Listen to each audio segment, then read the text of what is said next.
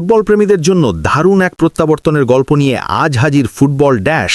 কারণ দীর্ঘ অপেক্ষার পর আবারও মাঠে ফিরতে যাচ্ছে বর্তমান বিশ্ব চ্যাম্পিয়ন আর্জেন্টিনা।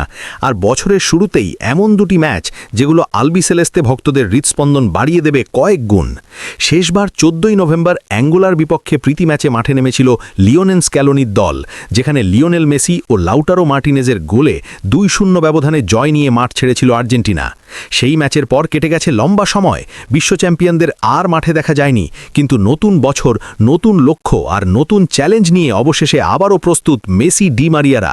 আজকের এই ভিডিওতে আমরা বিস্তারিত আলোচনা করব আর্জেন্টিনার সামনে থাকা পরবর্তী দুটি ম্যাচ, কারা প্রতিপক্ষ, ম্যাচ দুটি কবে, কখন এবং কোথায় অনুষ্ঠিত হবে, আর কেন এই ম্যাচগুলো শুধুমাত্র প্রীতি ম্যাচ বা সাধারণ ম্যাচ নয়, বরং বিশেষ গুরুত্ব বহন করছে পুরো ফুটবল বিশ্বের জন্য।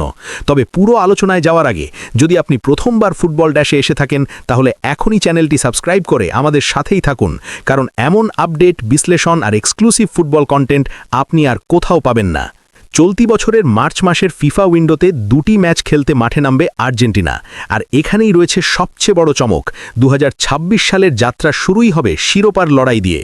বছরের প্রথম ম্যাচেই বহুল কাঙ্ক্ষিত ফিনালিসিমায় ইউরোপিয়ান চ্যাম্পিয়ন স্পেনের বিপক্ষে মাঠে নামবে আর্জেন্টিনা, যা এক কথায় বলা যায় বিশ্বকাপ ফাইনালের পর আরেকটি স্বপ্নের মঞ্চ।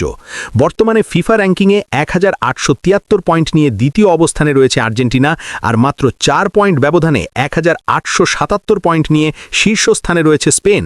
অর্থাৎ এই ম্যাচ শুধুই দুই দলের লড়াই নয়, এটি ফিফা র্যাঙ্কিংয়ে শীর্ষে ওঠার লড়াইও বটে। শক্তি, মর্যাদা আর আধিপত্য সব কিছুই এই একটি ম্যাচের সঙ্গে জড়িয়ে আছে। আর্জেন্টিনা বনাম স্পেনের এই ফিনালিসিমা ম্যাচটি অনুষ্ঠিত হবে কাতারের বিখ্যাত লুসাইল স্টেডিয়ামে, যে স্টেডিয়াম আর্জেন্টিনার জন্য শুধুই একটি মাঠ নয়, বরং আবেগ আর ইতিহাসের প্রতীক। কারণ 2022 বিশ্বকাপের সেই ঐতিহাসিক রাতে এই লুসাইলেই ফ্রান্সকে টাই ব্রেকারে হারিয়ে দীর্ঘ 36 বছরের অপেক্ষার অবসান ঘটিয়ে বিশ্বকাপের শিরোপা জিতেছিল মেসির আর্জেন্টিনা। সেই মাঠে আবারও নামা মানেই স্মৃতি, আত্মবিশ্বাস আর শিরোপার গন্ধ নতুন করে ফিরে পাওয়া। স্পেন বনাম আর্জেন্টিনার এই বহুল আলোচিত ম্যাচটি বাংলাদেশ সময় অনুযায়ী অনুষ্ঠিত হবে আগামী 27শে মার্চ শুক্রবার দিবাগত রাত 12টায়, অর্থাৎ ক্যালেন্ডার অনুযায়ী 28শে মার্চের প্রথম প্রহরে, যখন পুরো বাংলাদেশ জেগে থাকবে মেসি বনাম স্পেনের তরুণ তারকাদের মহারণ দেখার জন্য।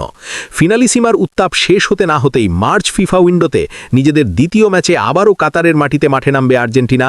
তবে এবার প্রতিপক্ষ হবে স্বাগতিক কাতার, একটি প্রীতি ম্যাচে। বর্তমানে 1454 পয়েন্ট নিয়ে ফিফা র্যাঙ্কিংয়ের 56 নম্বর স্থানে রয়েছে কাতার।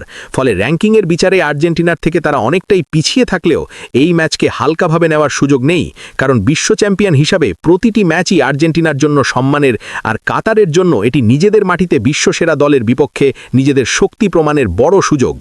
আর্জেন্টিনা বনাম কাতারের এই প্রীতি ম্যাচটিও অনুষ্ঠিত হবে সেই ঐতিহাসিক লুসাইল স্টেডিয়ামেই, যেখানে বিশ্বকাপ জয়ের স্মৃতি এখনও টাটকা। বাংলাদেশ সময় অনুযায়ী ম্যাচটি অনুষ্ঠিত হবে আগামী 31শে মার্চ।